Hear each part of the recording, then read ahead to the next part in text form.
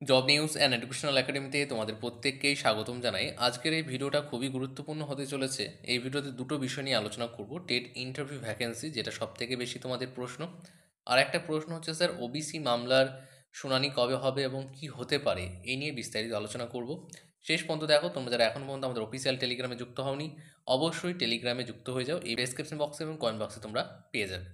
প্রথমত আলোচনা করব ভ্যাকেন্সি। আমি যেটা বলেছিলাম তোমাদেরকে, সেই রিলেটেড আপডেট এখনও রয়েছে। এবং তোমাদের যে একটা ডিপিএসসি ওয়াইজ লিস্ট প্রকাশিত হয়েছিল ভ্যাকেন্সির, সেটা কিন্তু পুরোপুরি ফেক।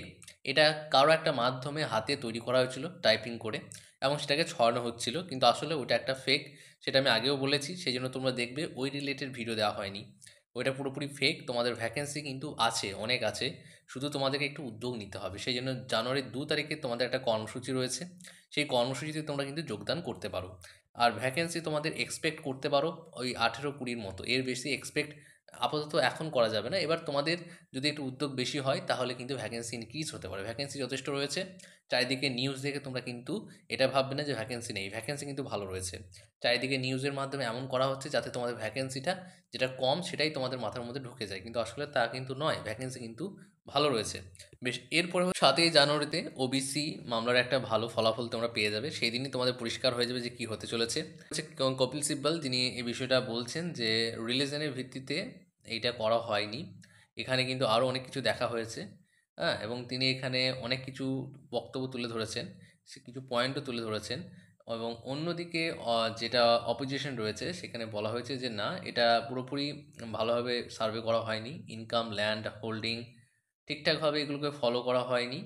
কিন্তু সুপ্রিম কোর্টে যে বক্তব্য, সেটাই আমরা জানবো। সংক্ষিপ্ত বলছি, বেশি বড় করছি না। দেখো, সুপ্রিম কোর্টে যে জাস্টিস গাভাই, তিনার নেতৃত্বে এটা হচ্ছে, এবং পরিষ্কারভাবে এখানে দুটো বিষয় উল্লেখ করা হচ্ছে। তার ফলে কন্ট্রাডিকশন হচ্ছে যে হতে কি পারে, অর্থাৎ যে বাতিল হবে কি হবে না, সেটা কিন্তু কন্ট্রাডিকশনের মধ্যে রয়েছে। 7ই জানুয়ারি না আসা পর্যন্ত কিন্তু কিছু বলা যাবে না। অর্থাৎ এখানে যেটা বলা হচ্ছে, সুপ্রিম কোর্টের প্রথম যে পয়েন্টটা বলা হচ্ছে, যে ধর্মের ভিত্তিতে কোনোভাবেই মানে এই যে ওবিসি সার্টিফিকেট দেওয়া, সেটা কিন্তু পুরোপুরি ভুল হচ্ছে। দ্বিতীয়, আবার অন্যদিকে বলা হচ্ছে যে না, ইন্দিরা সোয়ানির যে জাজমেন্টটা রয়েছে, সেখানে বলা হয়েছে পুরোপুরি এটা শাসন ব্যবস্থার উপর নির্ভর করছে। অর্থাৎ শাসন ব্যবস্থা কীভাবে এটাকে করেছে, সার্ভে করেছে, সেইগুলো কিন্তু দেখতে হবে।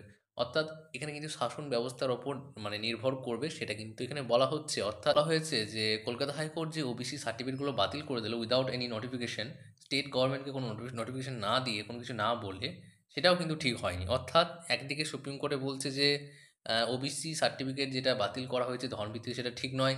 কিন্তু অন্যদিকে আবারও বলা হচ্ছে যে না, ইন্দিরা সোয়ানি জাজমেন্টে যেটা বলা হয়েছে, এটা পুরোপুরি শাসন ব্যবস্থার উপর নির্ভর করছে। অর্থাৎ একটা রাজ্যের যে শাসন ব্যবস্থা, তারা কিভাবে সেটা সার্টিফিকেট দিচ্ছে না দিচ্ছে, সেটা একটা নিজস্ব একটা বিষয় রয়েছে।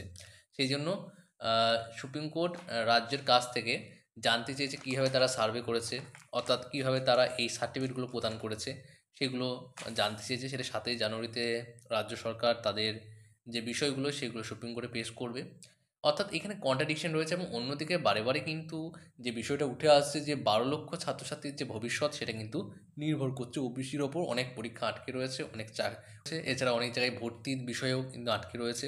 তাই সব বিষয় লক্ষ্য রেখে যেটা বোঝা যাচ্ছে, যে এই মামলাটা মামলাটা কিন্তু 7ই জানুয়ারিতে তোমাদের একটা ভালো ফলাফল আসবে, অর্থাৎ নিষ্পত্তি দ্বার প্রান্তে চলে যাবে।